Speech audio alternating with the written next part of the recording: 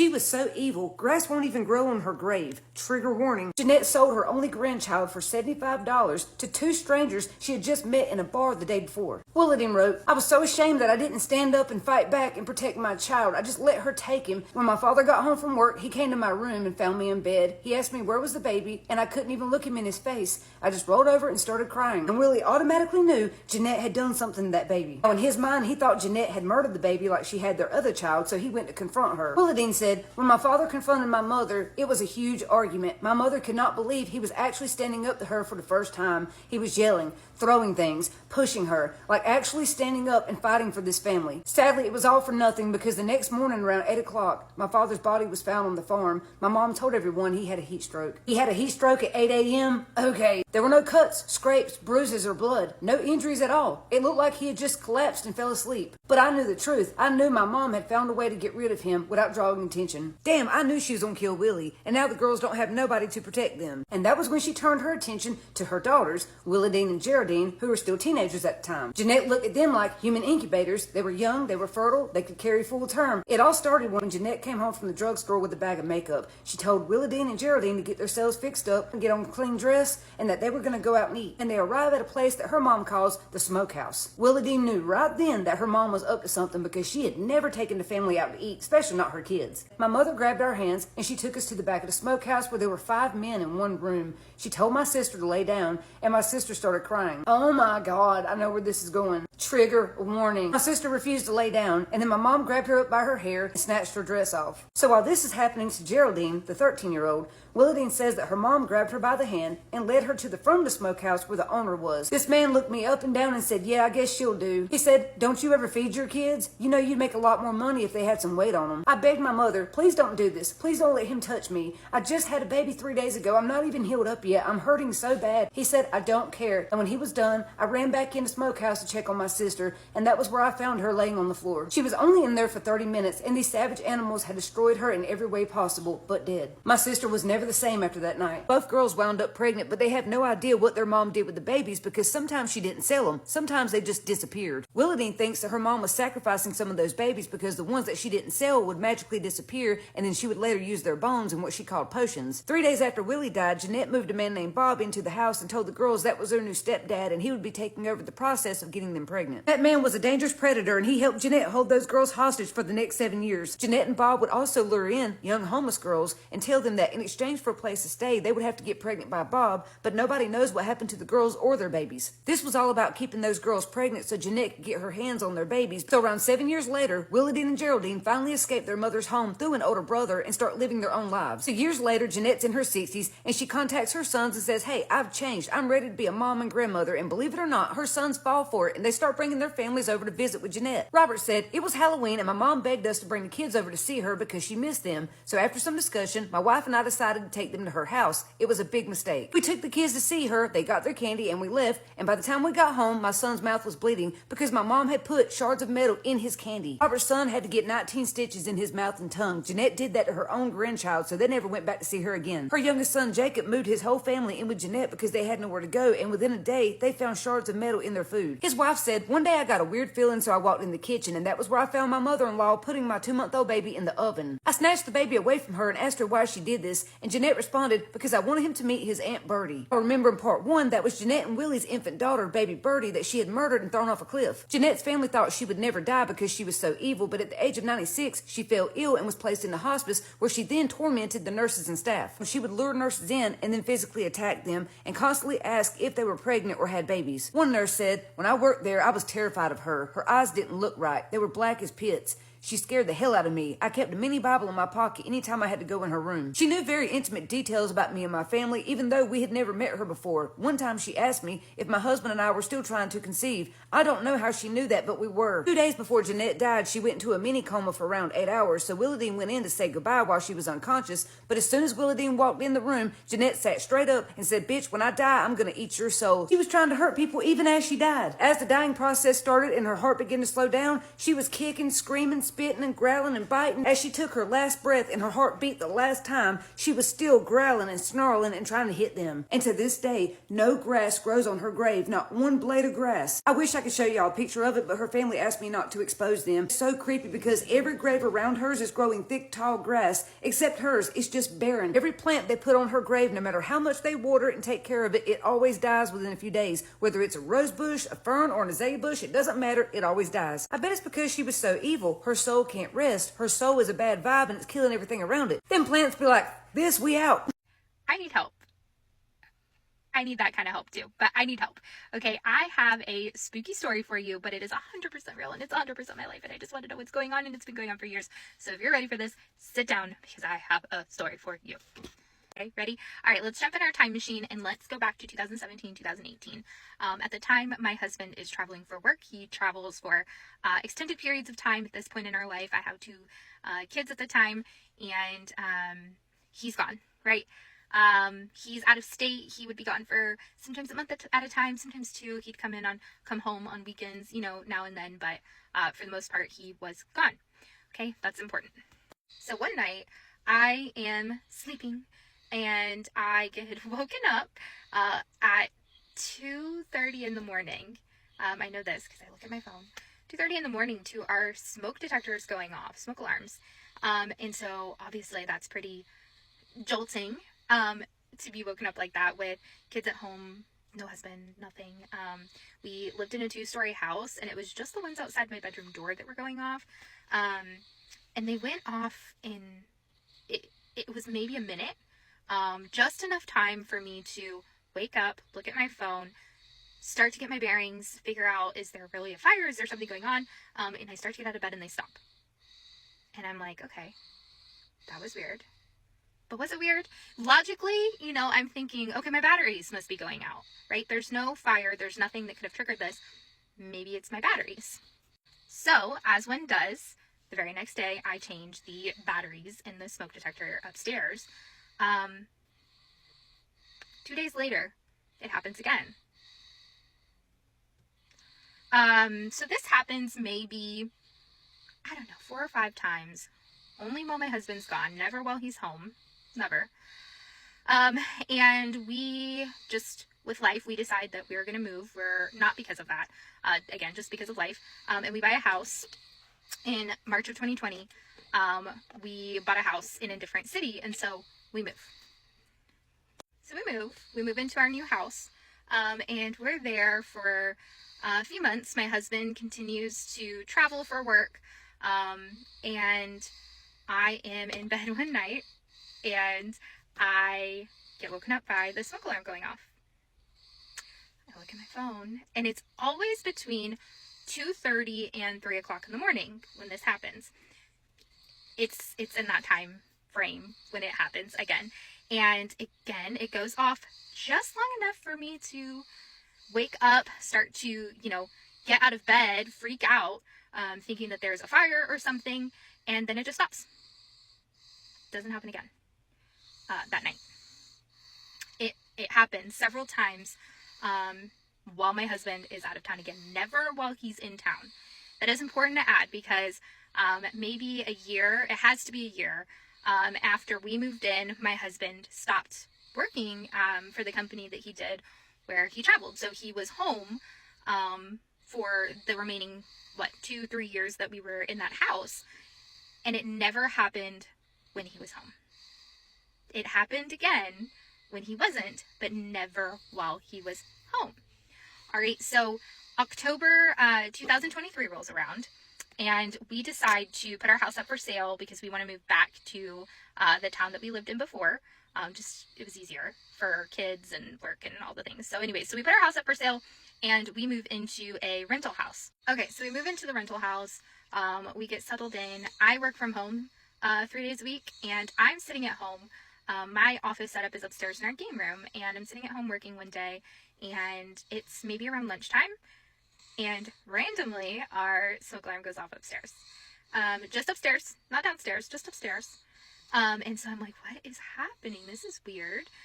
So I have my husband change the battery again. It's important to know that there's never, before all these things happen, there's never that annoying beep that happens with your smoke alarms or smoke detectors or whatever when your batteries are low. This never happens. So I just want to point that out. But anyway, so this happens this time during the day. I'm working from home. I'm the only person home. And it happened a couple of times while we lived there, but we only lived there for a year and a half. March of 2025, we decided that we were going to buy another house. We bought our house that we live in now, and we moved in April of 2025. Fast forward to June. So we move in April. 2 months later in June, my husband, in the middle of living at the rental house and buying our new house, he took a job at a company that's very similar to the company he worked at where he traveled. So he began traveling again, but very little. He doesn't travel as frequently as he used to, but he does work a lot of nights. So he works a lot of overnights where he's not home. So we move into this house. It's about May, June time, and I'm in bed sleeping, and I get woken up. By what? Smoke detectors going off. I look at my phone. Husband's not home. Look at my phone. It's 2:33 in the morning, and it's only happening upstairs where I am. Again, just long enough for me to get my bearings, figure out what is happening. Is there really a fire? Is there something going on? Get out of bed. As soon as I step out of bed, stop. They just stop. Just like they have every other time. Can somebody please tell me what any of this means? Like, comment below, DM me something. I just want to know what it means. I don't feel like it's my houses, because again, it's happened at all of these houses, so I don't think it's really house. I think it's related to me. What is it? What does this mean? Honestly, like, what does it mean? Because I don't think it has anything to do with the houses, because it's happened at every house. It has to be me, right? Is somebody trying to tell me something? If you have any answers, can you please DM me? Can you comment below? Can you say something? Just please tell me what it means. Please help. Can we show them the older homestead? Yeah, let's go. As you know. No, it's not. No, it's not.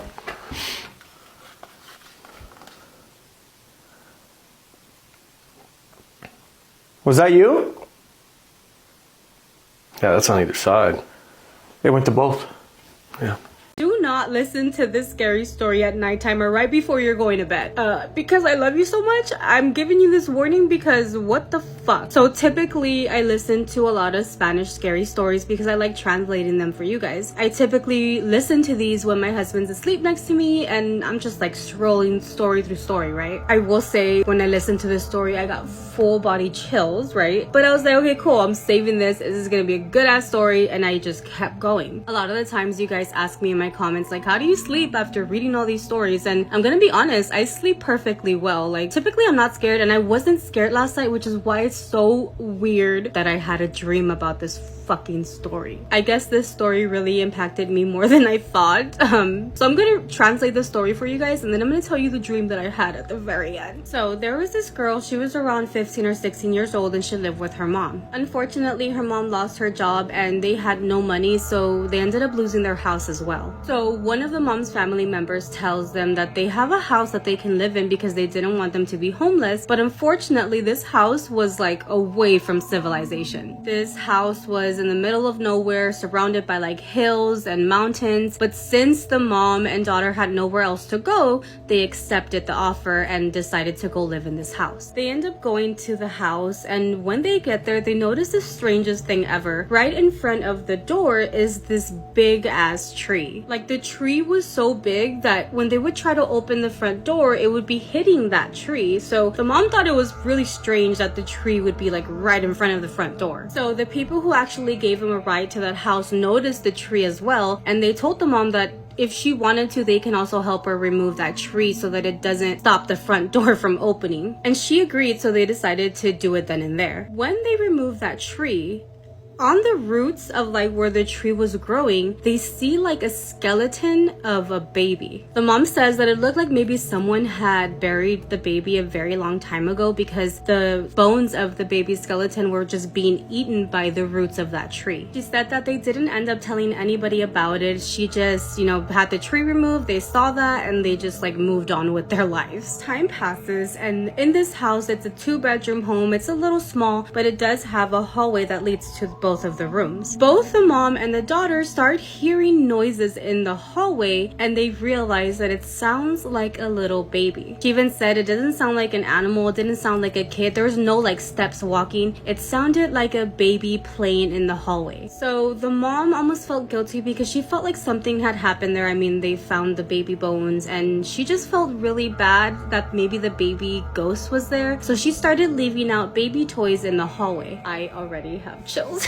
So after leaving the toys in the hallway, the mom says that they would then start hearing this baby playing with those specific toys that were left out for it. She mentions that nothing scary would happen, but she did feel that over time the baby's energy was growing and growing. So one day the mom and daughter get into a really big fight, and I mean they were screaming at each other, like they were going at it, and the daughter ends up going to her room and like slamming the door, and mom also goes to her room and slams the door. So when the mom goes into her room, slams the door, and sits alone, she realizes that maybe she was a little tough on her daughter. Mom felt so bad and so guilty that she's like, I'm gonna go to her room and I'm gonna, apologize and let's try to talk through it. So the mom goes and she knocks on her daughter's door, and of course the daughter didn't answer because she was pissed. After the daughter not answering her door, the mom still decided to open the door, and she starts off with, look, I really need to talk to you.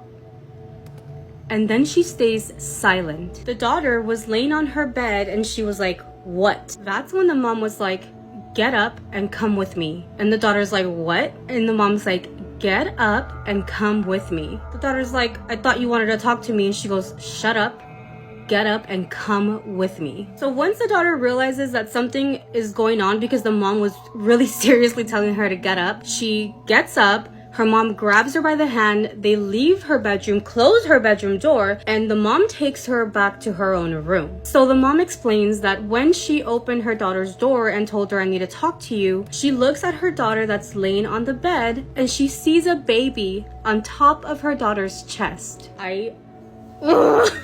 She says that the baby was not a normal baby. When the mom was telling her daughter, get up and come with me, that baby would hold on to her daughter even tighter, looking at the mom and smiling at her. Oh my god, look at my arm. I think the reason why I imagine these stories in my head, so I'm seeing this shit like a movie in my brain. Can you imagine? She walked in there feeling so guilty that she got into a fight with her mom, tries to talk to her, and fucking sees a baby on her daughter's chest as she's telling her, get up and let's go. Baby hugs her daughter tighter while looking at her smiling. They left that house that night and never looked back, didn't go back to investigate, didn't want to know what the fuck happened there, because at that point it wasn't just a little innocent baby ghost, because she saw a baby, but it was not a normal looking baby. Now for my dream. So in my dream, I'm laying in bed. Leave it to me to take naps in my dream too. And next to me is one of my exes, because my dream wasn't scary enough. And in my dream, I'm waking up because I'm feeling something crawling up my body. And when this thing finally gets to the very top, I see a scary looking baby with fucking crazy teeth. And you know how like in your dreams you can't fight, it's like slow motion? Well, as soon as I saw that face, my hand was like trying to push it away. I mean, the baby was like biting my hand, and I was like, what do I do? Because I'm moving so slowly. I was pushing that baby towards my ex, who was still asleep, because what the fuck, take him, not me. But this baby wouldn't give up. It kept trying to come at me, and to the point where I'm slowly moving my fucking head away. It doesn't sound as scary, but like it was fucked up in my dream. Okay, so the baby's still crawling, and once it's like face to face to me, I guess I got so spooked that I woke myself up. All it had to do was go to my ex, like, why the fuck would you want me? But no, I got really scared. I woke up and I was like, what the fuck was I dreaming about right now? Anyway, I hope you don't have dreams about this story. This story is so creepy that I have to force myself to stop thinking about it. It came from one of my followers that wants to stay anonymous, but the basis of her story was seeing a person that was not human. And I know that sounds crazy, but just listen to this. So she starts by explaining that she was using the bathroom in public one day, and as she's sitting in the stall doing her business, she hears the door open. And you know how the bathroom stalls, at least here in America, have those huge cracks where you can kind of peek out and others, unfortunately, can peek in if they really wanted to? Well, as she's sitting there on the toilet, she hears someone come in, so she kind of leans over to peek out and see who's in there with her because she notices that this person doesn't go into a stall. When she looks out, she sees this lady standing in front of the bathroom mirror, and she's just standing there, kind of smiling at herself in the mirror. The girl in the bathroom stall that sent me this story is thinking, okay, this is kind of weird, but she's just gonna mind her own business. She peeks out a couple more times, and this girl is still standing there in front of the mirror, just making different facial expressions at herself.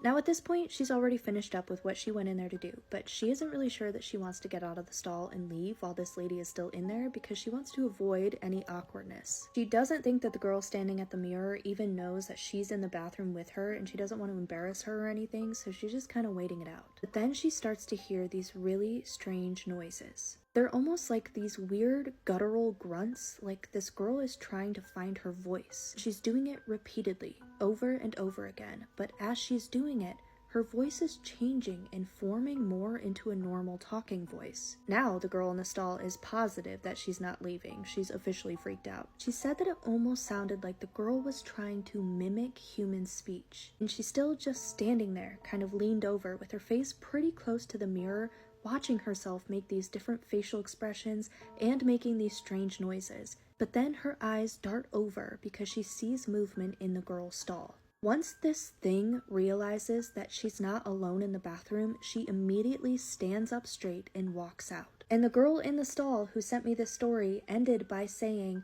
whatever it was knew what it needed to do to blend itself into human society. So my mind can't help but wonder, what was it if not human, and why is it trying to mimic human form?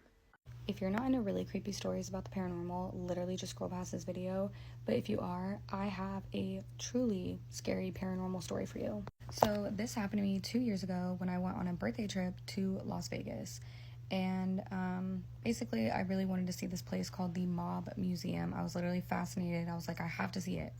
And I'm really into forensics and the organized crime stuff sounded interesting, so I wanted to go. So I go to the Mob Museum. It is 3 floors. I start at the first floor, I look all around, I go to the second floor, I look all around, and before I get to the third floor, I realize it is 10 minutes until closing, and my mom's like, hey, just meet me downstairs, you go ahead.